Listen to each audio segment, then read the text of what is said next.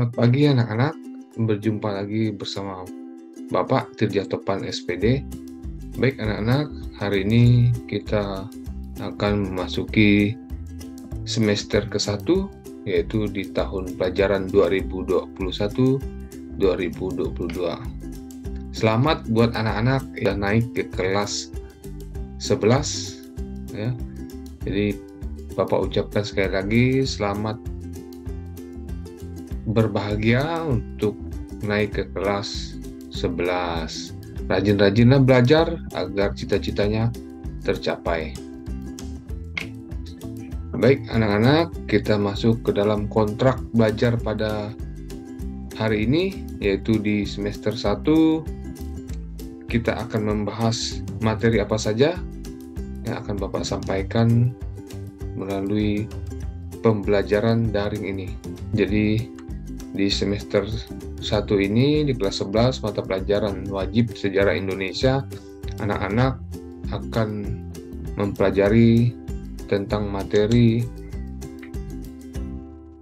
yaitu kompetensi dasar yang harus anak-anak kuasai, itu secara khusus adalah kondisi khusus, yaitu saat ini masih dalam kondisi COVID-19, jadi materinya dikembangkan di mana nanti anak-anak akan mempelajari tentang menganalisis kedatangan dan perkembangan penjajahan bangsa Eropa serta dampak bagi bangsa Indonesia.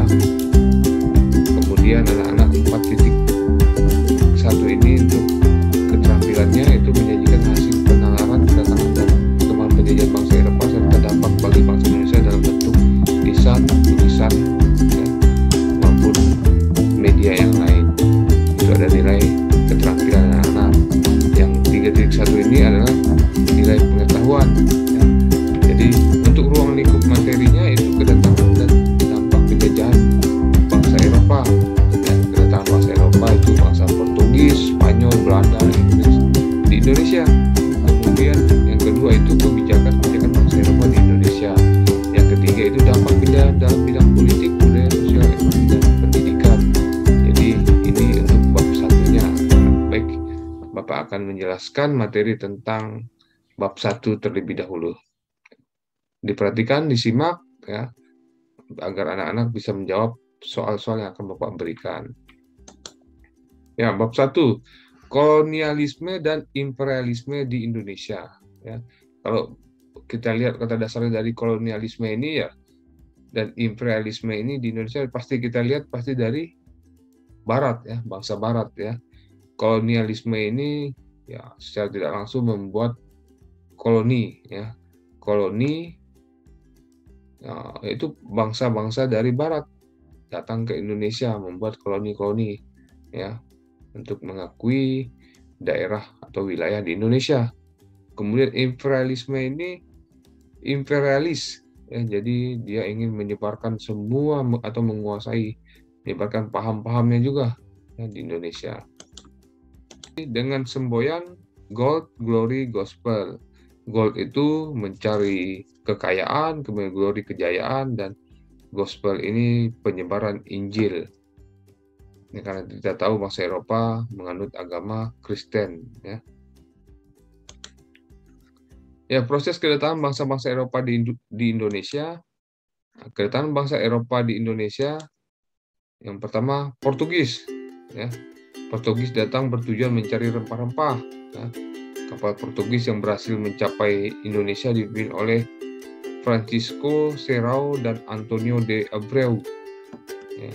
Jadi Portugis pertama kali datang ke wilayah Indonesia. Ya. Kemudian yang kedua Spanyol. Ya. Armada Spanyol mendarat di Maluku pada tahun 1522 dipimpin oleh Sebastian del Cano. Itu setelah tiba di Maluku, bangsa Spanyol bersekutu dengan Tidore untuk melawan Ternate yang didukung oleh Portugis. Ya, sama-sama di Maluku. Ya, di sini ada kerajaan Tidore dan Ternate, di mana Spanyol itu bersekutu dengan Tidore, sedangkan Portugis bersekutu dengan Ternate. Terjadilah pertempuran ingin merebutkan suatu wilayah di Maluku karena banyaknya rempah-rempah yang ada.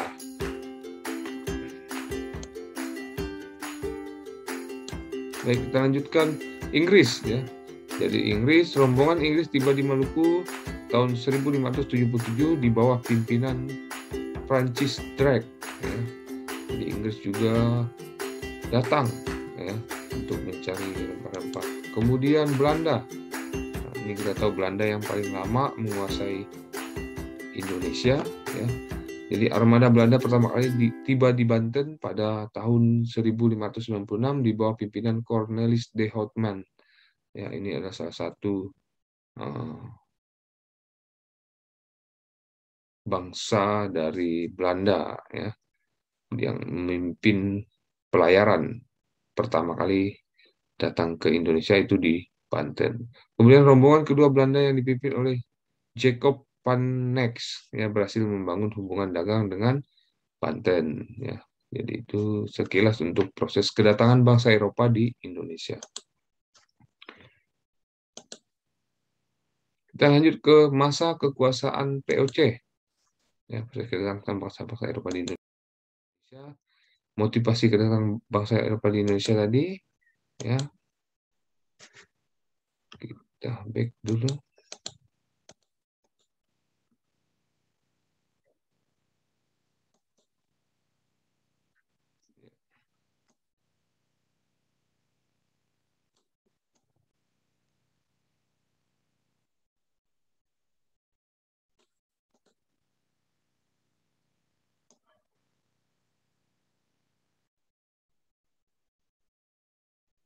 Ya, jadi masa kekuasaan POC yaitu tujuan pembentukan POC. Yang pertama membantu keuangan Belanda ya. Jadi POC itu Perinende Oats Company. Jadi itu perusahaan dagang ya. Kemudian yang kedua menyaingi pedagang dari bangsa lain. Ya, kemudian yang ketiga menjalankan pemerintahan sebagai wakil pemerintah Belanda di Hindia Timur. Ya, jadi ada perintah dari uh, ratu, ya, ratu Belanda. Ya, jadi mereka harus menjalankan itu. Kemudian yang kedua,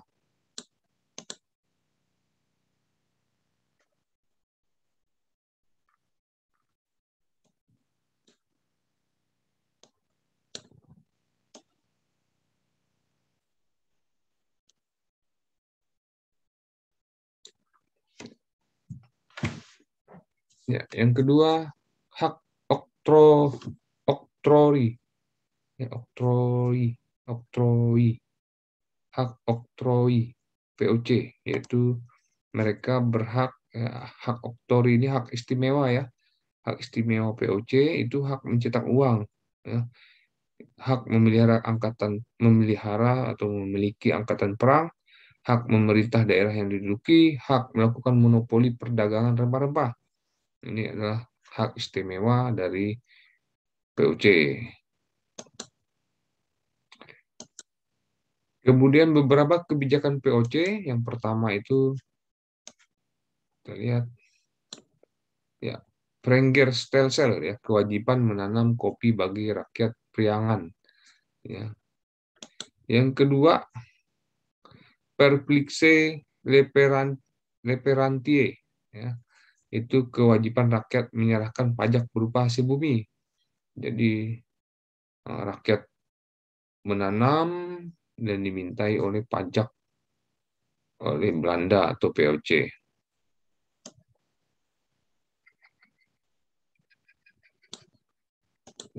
Kemudian yang ketiga, kontingenten ya, kewajiban rakyat membayar pajak dalam bentuk hasil bumi. Ya, sama juga tapi ini kewajiban rakyat membayar pajak dalam bentuk hasil bumi. Ini menyerahkan pajak berupa hasil bumi. Ya. Kemudian yang keempat, ekstirpasi. Itu menebang tanaman rempah-rempah yang diproduksi secara berlebihan. Ya, jadi itu beberapa kebijakan POC. Yang terakhir itu Hongitokchen, yaitu pelayaran pantai untuk menguasai pedagang Maluku agar tidak menjual rempah-rempah kepada pedagang lain. Kemunduran POC, ya, penyebabnya itu yang pertama adalah korupsi, ya, di mana dalam organisasi atau perdagangan POC ini, para pemimpinnya itu lupa akan tujuan pertama, ya, bahwa dia ingin membantu kerajaan Belanda, ya, tetapi di dalam tubuhnya ini terjadi korupsi, ya, penyelewengan dana-dana yang ada dalam tubuh POC, ya. Yang kedua itu feodalisme. Ya, feodalisme ini masih sistem uh, feodal. Ya, jadi feodal itu sistem kerajaan, ya. Jadi kerajaan yang memimpin uh, POC, ya, sehingga akibat dari korupsi ini kerajaan mengambil alih untuk agar mengganti pemimpin-pemimpin yang ada di saat itu dalam POC. Kemudian yang ketiga itu ketidakcakapan, ya. Kalau tidak kecakapan ini, ya, tidak memiliki kompetensi atau tidak memiliki kemampuan dalam uh, organisasi atau perdagangan POC ini, ya. Jadi sangat disayangkan sekali, ya, sudah. Jadi saat itu pemimpin-pemimpinnya dalam tubuhnya ini tidak memiliki kecakapan, ya. Maksudnya tadi sudah Bapak jelaskan bahwa tidak memiliki kemampuan dalam mengelola uh, organisasi dagang ini. Kemudian terlilit utang, ya, terlalu banyak utang dalam tubuh POC ini, organisasinya ini, jadi membuat kemunduran atau kehancuran POC. Ya, yang terakhir yang C itu perebutan hegemoni bangsa-bangsa Eropa di Indonesia, ya. Masa pemerintahan Herman Dendles, ya, itu pada tahun 1808, ya, sampai 1811 itu masa pemerintahan Herman William Dendles, ya, itu terkenal sekali dalam sejarah kolonialisme di Indonesia. Dengan salah satunya, ya, kita tahu bahwa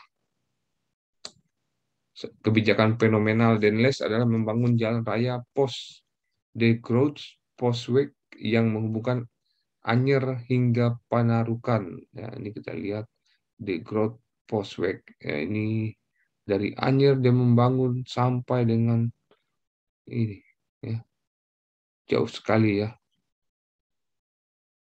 Jadi itu salah satu uh, kebijakan fenomenal Dendles. Kemudian selain membangun jalan raya, Dendles membangun pelabuhan militer di ujung Kulon, Merak, Surabaya untuk memperkuat pertahanan. Ya, itu salah satu juga uh, kebijakan Dendles saat di Indonesia atau pada saat itu masih di Nusantara.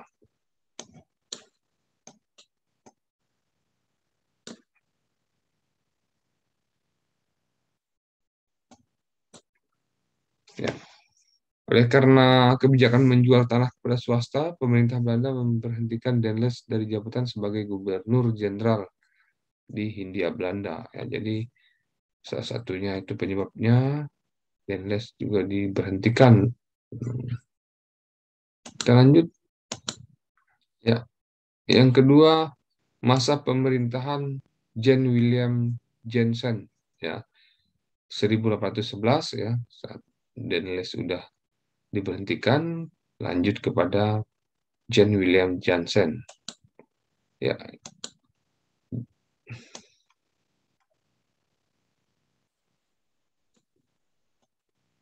Ya, tugasnya itu yang pertama memperbaiki Pulau Jawa yang ditinggalkan Dendles. Kemudian yang kedua memperkuat pertahanan Jawa untuk membendung serangan dari Inggris. Ya, Inggris juga datang ingin menguasai Hindia Belanda karena banyak dari harta-harta sumber daya alamnya seperti rempah-rempah dan emas, ya, batu bara dan sebagainya, itu memikat bangsa-bangsa Eropa datang ke Indonesia.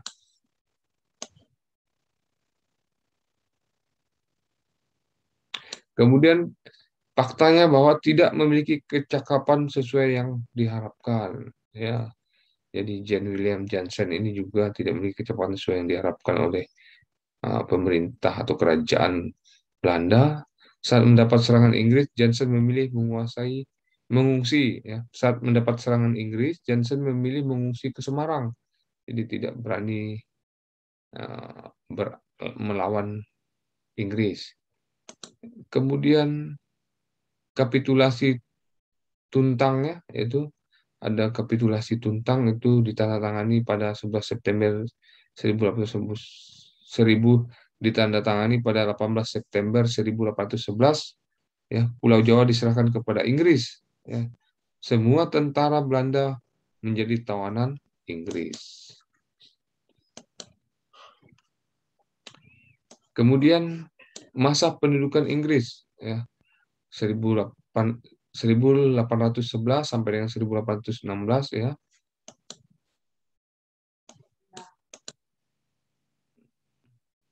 Saat menduduki Indonesia, ini Raffles, ya.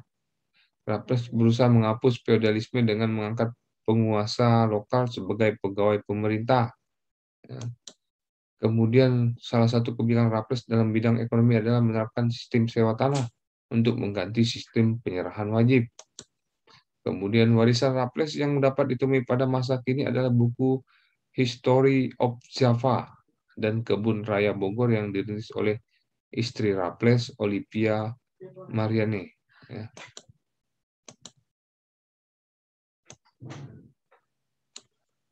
Kemudian masa penerapan sistem tanam paksa.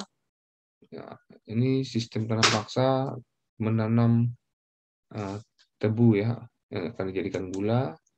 Kemudian dicetuskan oleh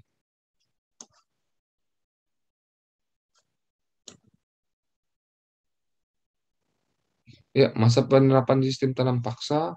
Yang pertama itu sistem tanam paksa dicetuskan oleh Johannes van den Bosch, ya. Jadi ini juga salah satu dijadikan gubernur Hindia Belanda pada saat itu. Kemudian adapun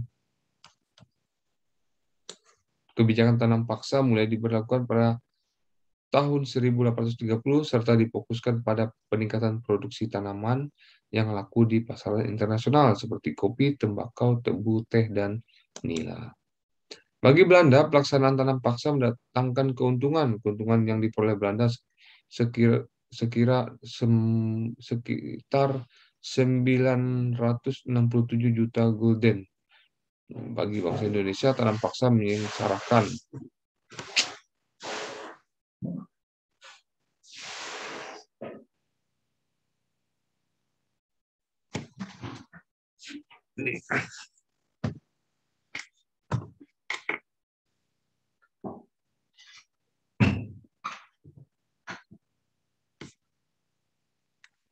Ya, bagi Belanda, pelaksanaan tanam paksa mendatangkan keuntungan yang diperoleh Belanda sekitar 967 juta gulden. Ya, jadi gulden ini adalah mata uang Belanda. Kemudian bagi bangsa Indonesia, tanam paksa menyengsarakan. Meskipun demikian, melalui tanam paksa, bangsa Indonesia mengenal jenis komoditas baru yang laku di pasar internasional. Jadi, Indonesia mengetahui tanaman-tanaman yang laku di internasional itu seperti kopi, tembakau, tebu, teh, dan nila itu jadi ditanam oleh bangsa Indonesia selanjutnya setelah pemerintahan Hindia Belanda. Kemudian